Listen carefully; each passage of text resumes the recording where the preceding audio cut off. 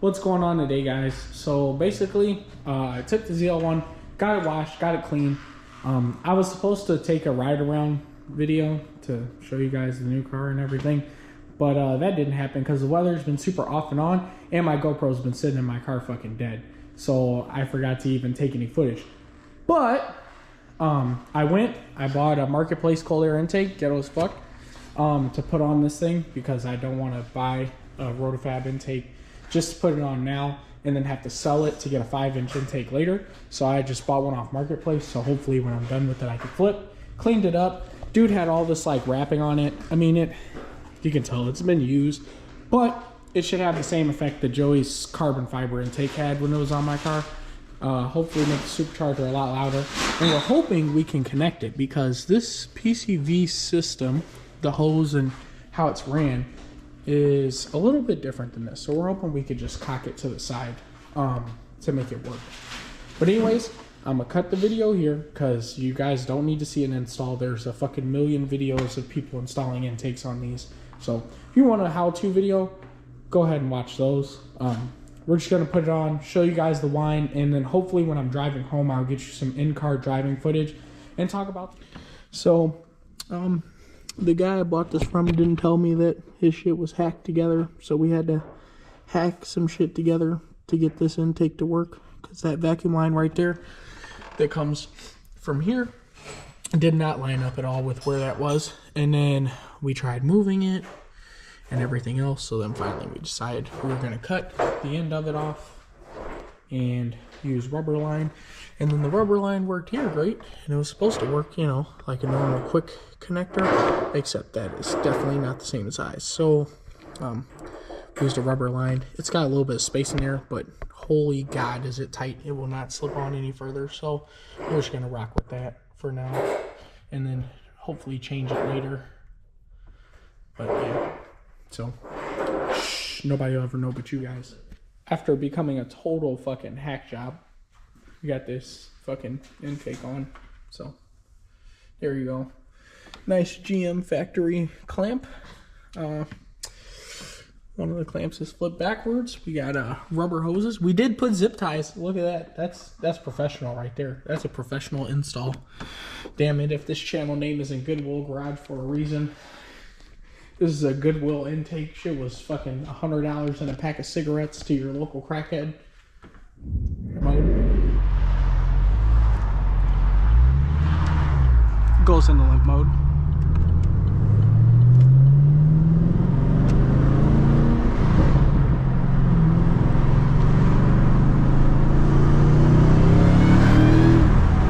Yeah, it's definitely louder. Traction change.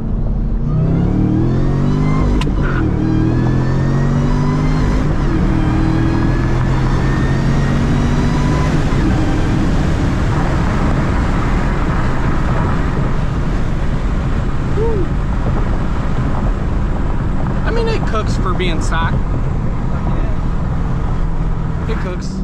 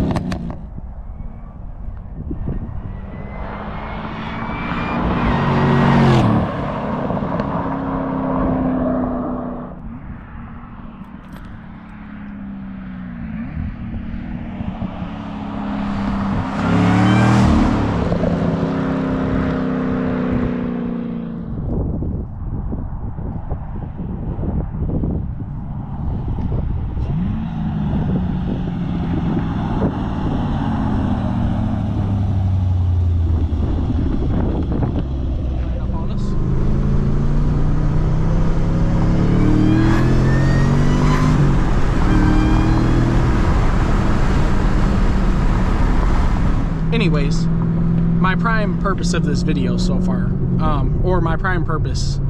So went from a Cam 6th gen full bolt-ons to a stock ZL1 5th gen. Both were manuals. The 5th gen or the 6th gen dynoed at 530 wheel on like 65% E, so maybe more like 540, 550 on a good day, maybe, you know. It had great torque. It felt a little more torquey than this car. It was definitely a lot like down low. It felt a lot torquier, and I made a little pass the other day, and my butt dyno tells me that this is slightly slower. Like, not crazy, but I do think it's slower. I don't know up top though. I mean, this thing fucking is pretty quick. My brother has a 550 horsepower Trans Am, and I mean, I'll get the footage from it and maybe insert it, but it was not like that far off. And his car makes 550 wheel and probably weighs a good 300 or 400 pounds less than this. And this makes 580 crank, so you're talking roughly maybe 500 wheel if you're lucky. You know, I've seen these dyno as low as 470, 480. So, and that was before even having an intake. That was just bone stock. Other things I've raced scats. I raced the stock 10-speed. I beat those. Joey's car, of course, I get gapped by, but I'll figure that out pretty soon, hopefully. But 18,000 miles, I think after putting some money down, it was at 41. The car could have been a little bit cheaper, but I got a 5-year, 100,000 mile warranty, and I had to get it shipped here from Washington. Not Washington, D.C., but Washington, the state. So right next to Cali, kinda. And I'm in Illinois, so that was a long haul. I had to wait a minute to get it. And yeah, so I mean, that sucked, but I got it, and then I got it in winter. I think we drove it once or like twice that weekend, and then it started snowing and raining, and it's just been off and on, snowing and raining. So the car literally has been looking like shit, because whenever I wash it, it snows or it rains. Then you get stuck outside, it starts raining. Like literally yesterday we went to a meet. I didn't charge my GoPro, so I couldn't bring it, or I brought it, but I didn't charge it. But yeah, and it was snowing earlier that day, and we all had our cars out the same night. So Illinois weather fucking sucks. Hopefully now it'll stay. It's at 49 degrees today, so the car feels good. I'm pretty sure it's running pretty cool, hopefully. But comfortability wise, man, this thing is like riding in a fucking couch compared to my 6th gen. Like, granted, I had like 245s in the front on Curva C300s, so like I had a tiny tire in the front, 275 in the back, which was a Nitto NT555R. But this thing is like a couch. I got plenty of leg room, you know, got my Second Amendment right here with me, no problem, can just sit next to me chilling. Cup holders, I mean, I could have something in my cup holder and kind of reach around, you know. It does suck that if I, like, when I'm like passionately driving, I would rather be able to just have my hand here, but what are you gonna really do, you know? There's only so many places they can put these in a coupe. But yeah, I like the car overall. I like it a lot. I think it was a good purchase compared to the 6th gen, would you say? Yeah, for sure. And I mean, it's fast out the box. Like let's be honest here. There's not, unless you run across a fucking Hellcat or something on the street, there's not a lot of shit that's gonna fucking touch this car. And for the price of these, you can literally buy one of these with like 40,000 miles for like 32,000, 35,000. Like, it's ridiculous.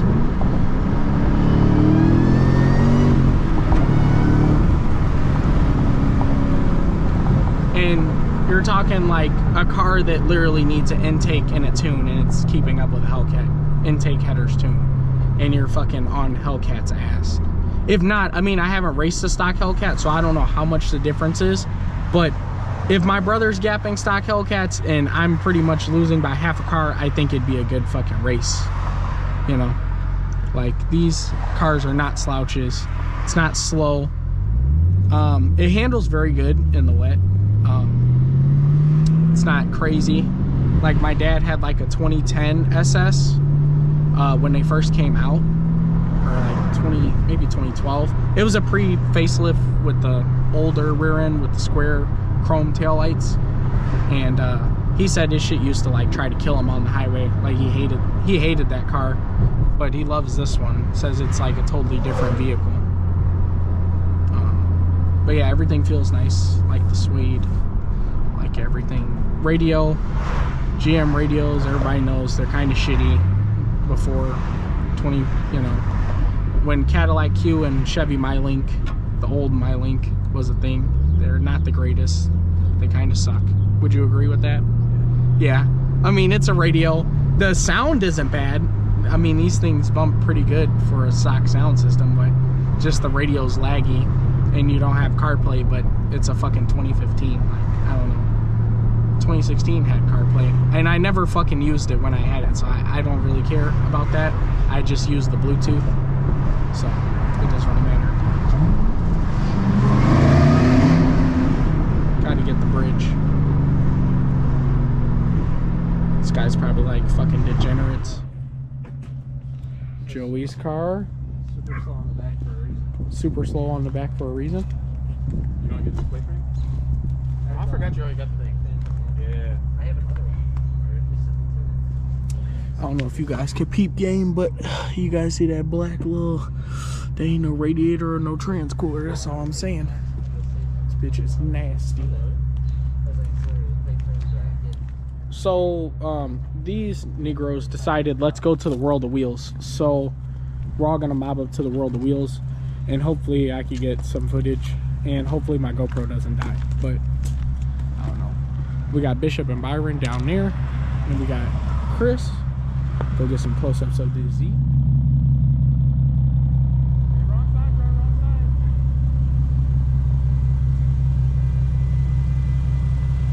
Sheesh. Sheesh.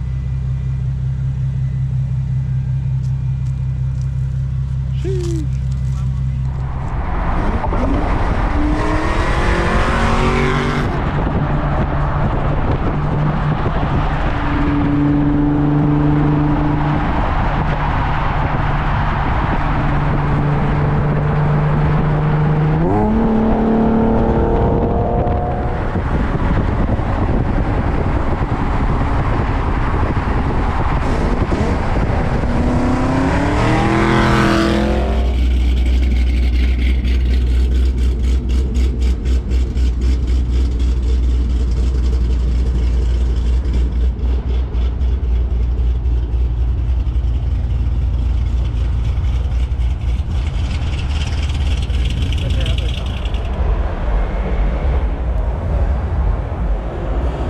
Super on welds this goes crazy, to be honest. It's not even on a tire, but damn.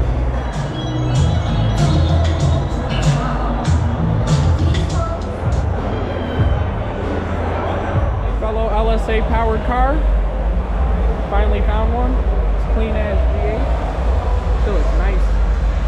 So shout out to Omar G, he's just nice. Twin turbo, fucking pre-97 LT car? This is hard. With the laptop in it? My boy's data logging while he's sitting here.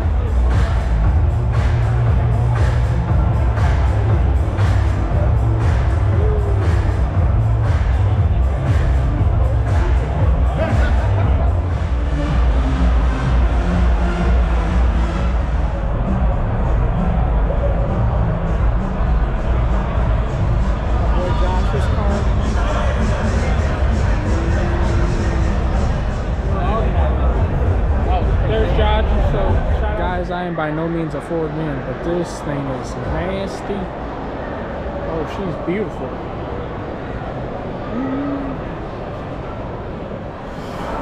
This thing looks fucking pretty nice. I wonder what's got done to it, or if it's just stock, but it looks really clean.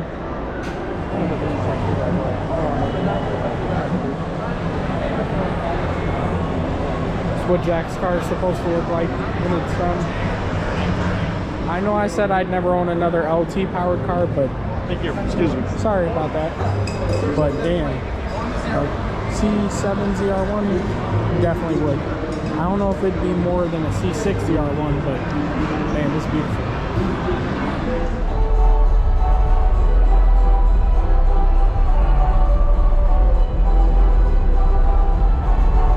Look at that C-notch job. Oh man, one day my truck will be here. It'll look good.